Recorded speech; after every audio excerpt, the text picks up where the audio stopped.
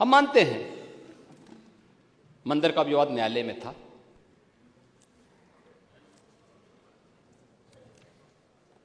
लेकिन वहां की सड़कों को तो चौड़ा किया जा सकता था ना, वहां के घाटों का पुनरुद्धार किया जा सकता था, अयोध्या वासियों को बिजली की आपूर्ति की जा सकती थी, वहां स्वच्छता की व्यवस्था की जा सकती थी, वहां स्वास्थ्य की बेहतर सुविधाएं दी जा सकती थी, वहां एयरपोर्ट बनाया जा सकता था। विकास के इन कार्यों को किस मंशा के साथ रोका गया था? कौन सी मंशा थी कि अयोध्या का विकास ही अवरुद्ध कर दो, काशी का विकास ही अवरुद्ध कर दो, मथुरा वृंदावन के विकास को ही अवरुद्ध कर दो? महोदय, ये तो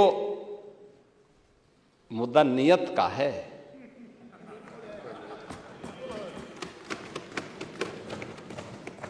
हमारी आस्था थी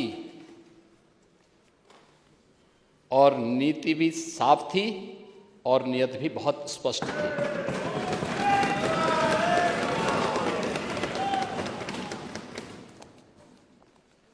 हमने बिना रुके, बिना डिगे, बिना झुके हम लोग अयोध्या भी गए, प्रदेश के हर जनपद में गए। अगर मैं अयोध्या और काशी गया हूं तो नोएडा और बिजनौर भी गया हूं। अयोध्या को इसलिए अभिषिक्त कर दिया गया था कि वोट बैंक कट जाएगा, और नोएडा और बिजनौर इसलिए लोग नहीं जाते थे कि वहां से जाने पे कुर्सी से उतर जाएंगे। हमने कहा इन चारों जगह तो जरूर जाएंगे। इसलिए भी जाएंगे कि भाई अयोध्या इसलिए जाएंगे, हमारी आस्था का स्थल है, और ये मेरा सौभाग्य है और मेरी सरकार का सौभाग्य है कि अयोध्या का भव्य दीपोत्सव जो आज राष्ट्रीय आयोजन बन चुका है, राष्ट्रीय उत्सव बन चुका है, उसको हमारी सरकार को शुरू करने का सौभाग्य प्राप्त हुआ। हम लोगों ने शुरू किया। आज वो एक नित नए प्रतिमान स्थापित कर रहा है। अयोध्या को उसकी एक पहचान दिलाई गई। अयोध्या भी हम लोग गए, कोई संकोच नहीं किया। लोग बोलते थे कि मामला, हमने कहा विवाद एक स्थल विशेष का होगा, न्यायालय में सुनवाई हो रही है, लेकिन अयोध्या का विकास और वहां की जनता को, वहां आने वाले श्रद्धालुओं को आप वंचित कैसे कर सकते हैं सुविधाओं से? हम लोग गए। नोएडा और बिजनौर के भी बारे में मुझे बताया गया कि मुख्यमंत्री नहीं जाते। मैंने कहा क्यों? कहा कि मुख्यमंत्री उतर जाते हैं। तो मैंने कहा जो कल होना है वो आज हो जाए, अच्छा है, लेकिन मैं जाऊंगा जरूर। मैं दोनों जगह भी गया। जब व्यक्ति स्वयं शाश्वत नहीं है तो फिर कुर्सी किसकी शाश्वत रहेगी? वो जरूर जाए, लेकिन जाऊंगा जरूर, क्योंकि नोएडा भी उत्तर प्रदेश का पार्ट है और बिजनौर भी उत्तर प्रदेश का पार्ट है। मैं जरूर जाऊंगा। लेकिन हम लोगों ने कोई भेद नहीं किया। यह अद्भुत, अलौकिक, अविस्मरणीय क्षण था। वो हर व्यक्ति गौरवान्वित था, गौरव की अनुभूति कर रहा था। और गौरव की अनुभूति इसलिए कर रहा था कि लगभग 500 वर्षों के एक लंबे अंतराल तक चले लंबे संघर्ष, लंबी कवायद, लंबा वाद विवाद, सर्वानुमति के साथ उसका समाधान का रास्ता निकला और पूरे देश की जनभावनाओं के अनुरूप आज रामलला के भव्य मंदिर के निर्माण का मार्ग प्रशस्त न केवल हुआ है, बल्कि रामलला वहां प्रत्यक्ष रूप से विराजमान भी हुए और सबकी उपस्थिति। दुनिया के अंदर पहली घटना थी जहां प्रभु को अपने स्वयं के अस्तित्व के लिए स्वयं प्रमाण जुटाने पड़े थे। स्वयं प्रमाण जुटाने पड़े थे। लेकिन राम की मर्यादा हमें धैर्य की प्रेरणा देती है। उस धैर्य के साथ जो 500 वर्षों के एक लंबे अंतराल को सनातन हिंदू धर्मावलंबियों ने व्यतीत किया,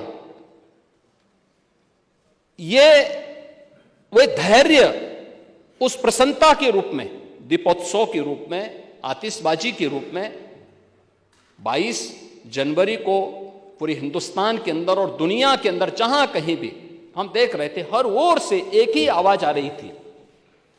यह अद्भुत क्षण था और हमें प्रसन्नता इस बात की थी, हम अंतःकरण से प्रसन्नता इस बात की थी कि प्रभु तो विराजमान हुए हैं, उनके भव्य और दिव्य प्रतिमा की प्राण प्रतिष्ठा का कार्यक्रम संपन्न हुआ है, भारत के गौरव की प्राण प्रतिष्ठा का कार्यक्रम संपन्न हुआ है। लेकिन प्रसन्नता इस बात की भी थी कि हमने वचन निभाया और मंदिर वहीं बनाया।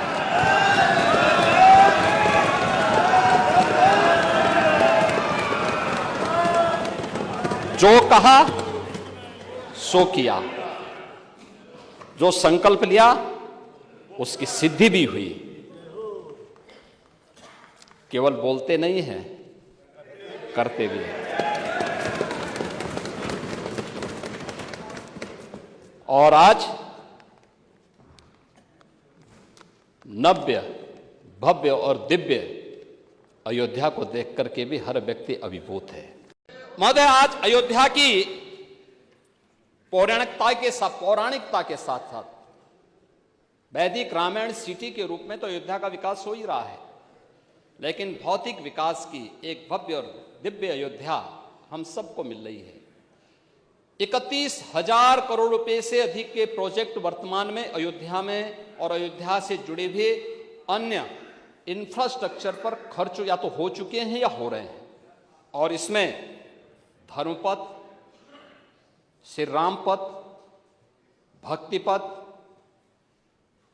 जन्मभूमि पथ, इन सब का निर्माण कार्य हो चुका है। आज आप जाइए ना, सिंगल लेन की जो सड़कें थी अब वो 4 लेन की हो गई। वहां पे गुप्तार घाट, वहां पे राम घाट, नया घाट एक नए स्वरूप में आ गया। गुप्तार घाट आज कोई जाके देखेगा ना, कितना दिव्य स्थल बन चुका है। राम जी की पेड़ी, सत्र के पहले पानी वहीं सड़ता था, आज हरिद्वार की हरि जी की पेड़ी की तरह दर्शन देखना हो तो अयोध्या जी में राम जी की पेड़ी में, जहां दीपोत्सव का भव्य आयोजन होता है, वहां यह उत्सव भी देखने को मिलता है। भरत कुंड, सूरज कुंड, ब्रह्मकुंड, ये सभी कुछ आज अयोध्या में है। मल्टी लेवल पार्किंग, एक नहीं 6 मल्टी लेवल पार्किंग वहां काम कर रही है। रेन बसेरे बन रहे हैं। नई अयोध्या को बसाने के लिए एक टाउनशिप की नई स्कीम वहां पे आ रही है। हर राज्य को स्टेट गेस्ट हाउस बनाने के लिए भारत के सनातन धर्म से जुड़े हुए हर पंथ और संप्रदाय को अपने अपने संप्रदाय से संबंधित धर्मशाला निर्माण के लिए भी जमीन आवंटन की कार्रवाई अयोध्या धाम में हो रही है। एक नई अयोध्या का दर्शन अयोध्या में। और अयोध्या 22 जनवरी को ऐसे ही लग रही थी जैसे तुलसीदास जी ने कहा कि अवधपुरी प्रभु आवत जानी, भई सकल शोभा के खाने। अयोधपुरी ऐसी चमक रही थी, यानी ऐसे लग रही थी, शोभायमान थी, पूरी तरह शोभायमान थी। विदेशी आक्रांताओं ने केवल इस देश के अंदर धन दौलत ही नहीं लूटा था, इस देश की आस्था को भी रौंदने का काम किया था। दुर्भाग्य है, आजादी के बाद उन विदेशी आक्रांताओं को महिमामंडित करने के कुछ प्रयास हुए अपने वोट बैंक के लिए, अपने वोट बैंक के लिए। भारत का हर नागरिक, मुझे बहुत अच्छा लगा, मैंने एक दिन सुप्रीम कोर्ट की एक अधिवक्ता, संभवतः मैं उसका नाम जान नहीं पा रहा हूं, लेकिन कुछ संभवतः कोई सुबई खान है, उन्होंने, उनका एक वक्तव्य मैं सुन रहा था और बहुत अच्छा वक्तव्य उन्होंने कहा, देखिए हम सब सनातन धर्मावलंबी हैं। हाँ, मेरा मजहब इस्लाम हो सकता है और मेरी उपासना विधि है, मेरा मजहब है, लेकिन जन्म से हम सनातनी भारतीय हैं।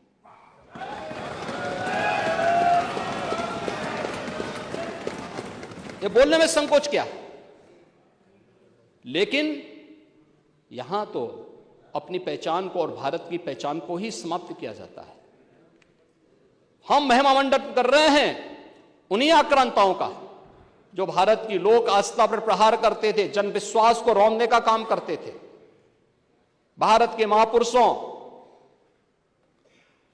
भारत के वीर सेनानियों, भारत के आराध्य देवों को अपमानित करते थे, जिनके खिलाफ हमारे वीर सेनानी लड़े थे, महापुरुष लड़े थे।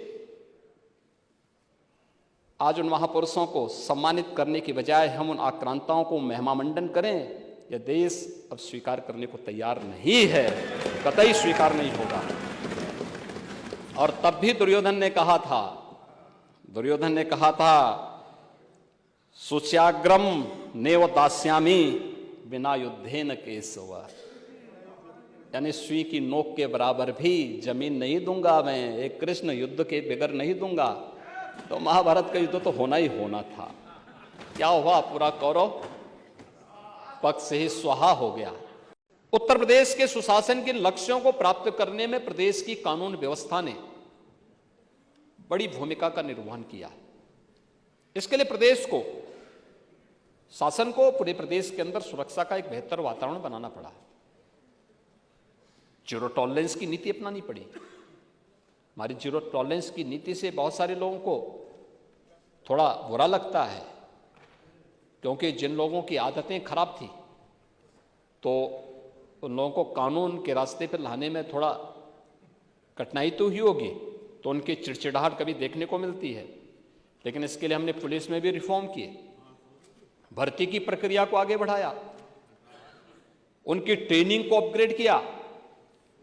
7 पुलिस कमिश्नरेट लखनऊ, गौतम बुद्ध नगर, कानपुर, वाराणसी, आगरा, गाजियाबाद और प्रयागराज में इस व्यवस्था को लागू किया। 75 जनपदों में साइबर सेल के थाने स्थापित करने की कार्रवाई को अंतिम रूप दिया।